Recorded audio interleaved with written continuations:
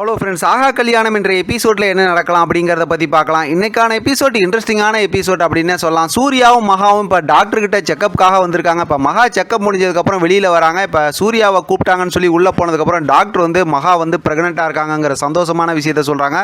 சூர்யா அப்பையிலேருந்தே ரொம்ப சந்தோஷமாயிடுறாரு. இப்போ இந்த விஷயத்த மகா கிட்ட சொல்லலையாட்டிருக்கு. மகா வந்து அப்படியே பார்த்தோம் அப்படின்னா கொஞ்சம் அப்படியே அப்செட்லேயே இருக்கிறாங்க. என்ன நடந்துச்சு என்ன இதுன்னு தெரியல அப்படின்னு.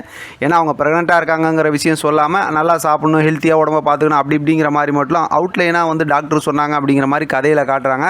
அது எந்த அளவுக்கு உண்மை அப்படிங்கிறது தெரியல. இப்போ சூர்யா வெளியில் வந்ததுக்கப்புறம் பார்த்தோம் அப்படின்னாக்கா வீட்டுக்கு ஃபோன் பண்ணி சொல்லிடுறாரு. வீட்டில் வந்து அவ்வளோதான் கோடீஸ்வரி சொல்லவா வேணும். வீட்டில் இருக்கவங்க எல்லாருமே ரொம்ப சந்தோஷமாயிடுறாங்க. ரொம்பவுமே ஹாப்பியான ஒரு மூமெண்ட்டாக இருக்குது இன்றைக்கான எபிசோட்.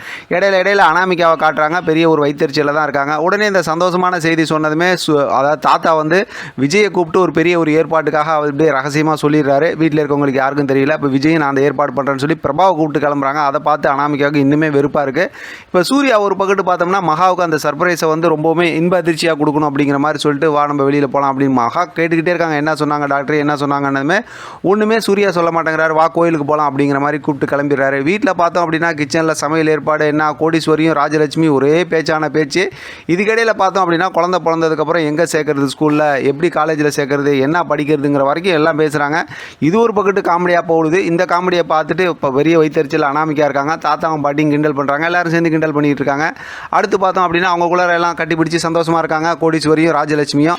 அடுத்து இங்கே பார்த்தோம் அப்படின்னா சூர்யா கோயிலுக்கு கூப்பிட்டு வந்துடுறாங்க. அங்கே வந்து நிறைய பூலாம் வாங்குறாரு. அந்த பூ விற்கிறவங்க வந்து இவங்க ரெண்டு பேர்த்தையும் ரொம்ப மனசார வாழ்த்துறாங்க. உங்களுக்கு நல்லா குழந்தை பிறக்கும், நல்லபடியாக இருப்பீங்கன்னு. அப்பயுமே மகாவுக்கு ஒன்றுமே புரியல. மகா வந்து நான் ரொம்பவுமே மூட் அவுட்டில் இருக்கேன், நீங்கள் அது தெரியாமல் என்னை நல்லா வெறுப்பேற்றுறீங்க இல்லை அப்படிங்கிற மாதிரி சொல்லிட்டு அப்படியே கோயிலுக்குள்ளார போகிறாங்க. சூர்யா வந்து தட்டு நிறைய பூவெல்லாம் வாங்கிட்டு மகா உனக்கு இந்த விஷயம் தெரியாமல் நீ வந்து மூட் அவுட்டில் இருக்க, விஷயம் தெரிஞ்சனால நான் சந்தோஷத்தில் இருக்கேன்னு சொல்லிட்டு இப்போ மகாவுக்கு பின்னாடி அப்படியே நடந்து போகிறாரு. அதோட இன்றைக்கான எபிசோட் முடிச்சிருக்காங்க. இன்றைக்கான எபிசோட்டை பொறுத்த வரைக்கும் நம்ம சூர்யா மகாவை ரொம்ப சந்தோஷமாகவும் அழகாகவும் காட்டியிருக்காங்க.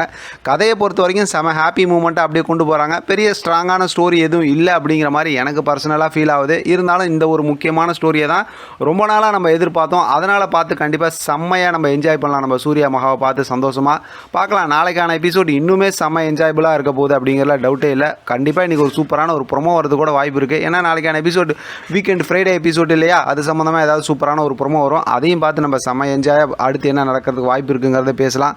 இதை பற்றின உங்களோட கருத்து கமெண்ட் பாக்ஸில் தெரியப்படுத்துங்க. தொடர்ந்து ஆதரவு கொடுங்க. தேங்க்யூ ஃப்ரெண்ட், தேங்க்ஸ் ஃபார் வாட்சிங்.